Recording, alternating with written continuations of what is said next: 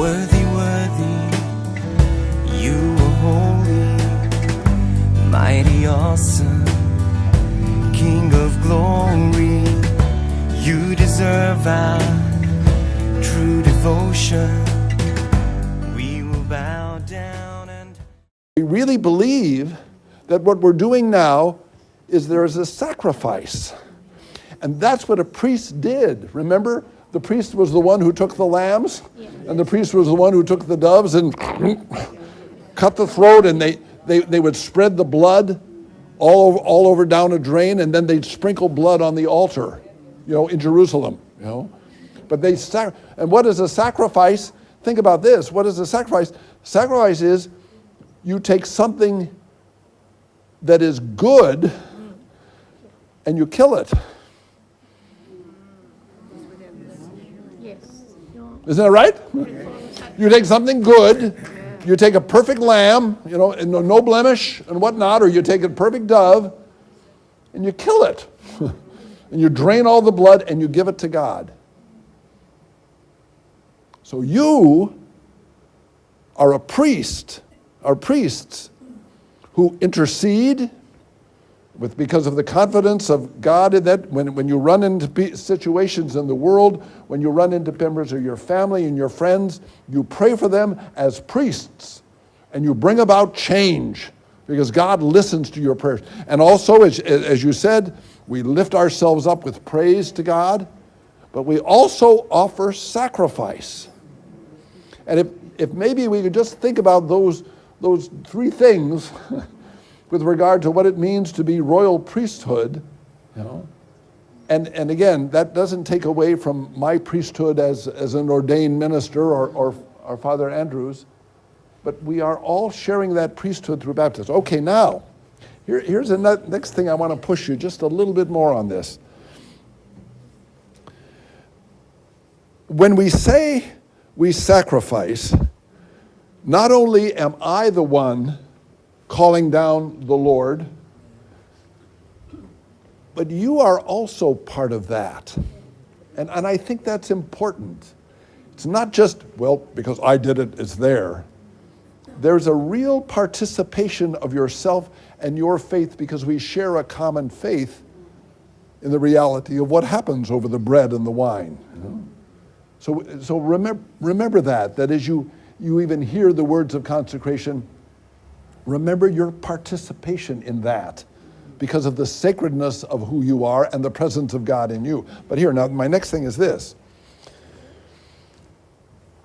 When we talk about sacrifice, we take what's good, we destroy it, and we give it to God. Remember that you, in your life, are called continually to sacrifice. Think, for example, of the goodness of your freedom.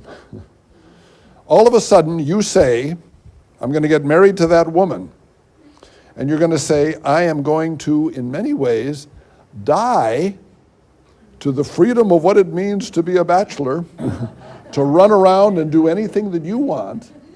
And you die to that in order to give your love to your wife.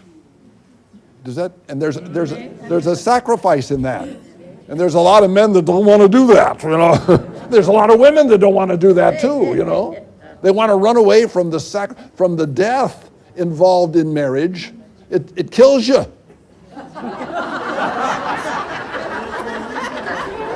Are you with me?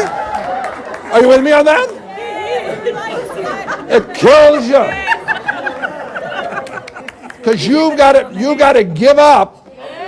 Amen. You got to die to yourself in order to make that union of two separate people come into one. You know what I mean? And so what I'm asking you to think about here, are there other sacrifices? The sacrifices of having a child. You say, oh man, let's have sex, and oh, that's wonderful. And then all of a sudden, there's a baby. And not only a baby, but a teenage baby. And not a grown-up baby that does all kind of crazy stuff. And you got to admit that kills you. I mean, your heart is just aching, and you put the, because of the pain of what it means to bear children, You sacrifice a good thing, which would be running off and being free, to give life to that child. And even when that child goes from infancy to teenager to all this stuff, you're dying in order to bring life. I, as a priest, struggle with the idea of celibacy.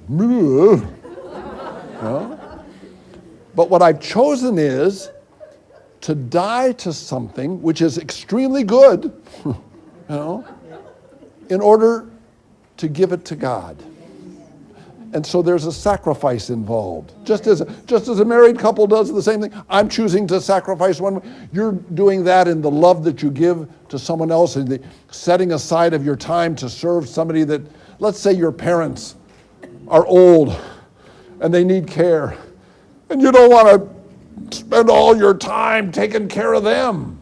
And yet you know how good they are, and you do it, and it kills you.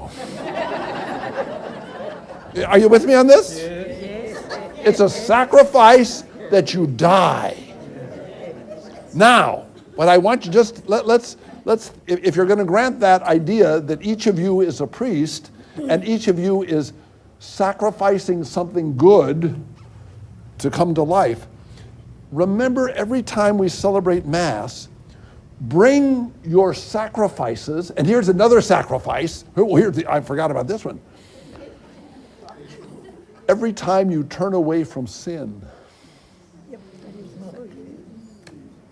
your body is saying, ooh, I want to go that way, I want to go that way, I want to go that way, I want to go that way. And you say, I'm not going to do it. And what do you say? This is killing me.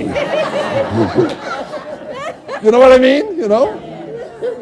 When we turn away from sin, it kills us and we die, and it's part of our priesthood. It's part of our sacrificing what's good and letting it die and come to life. So what I'm asking you is this.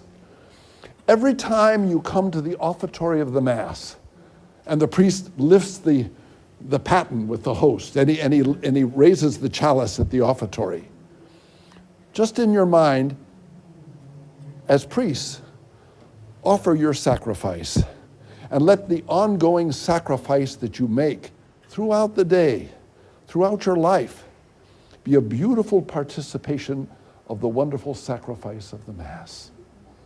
Does that make sense? Simple.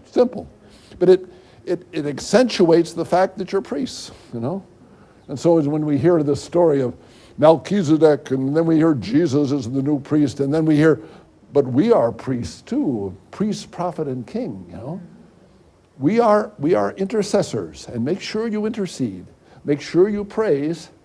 But thirdly, make sure that you're bringing sacrifice. And every time you turn away from sin, and it kills you, because there's all kind of things saying I should go this way, and you're that way, but you don't. Bring the sacrifice to the Mass. Amen? Amen. Worthy, you are holy, mighty, awesome, King of glory.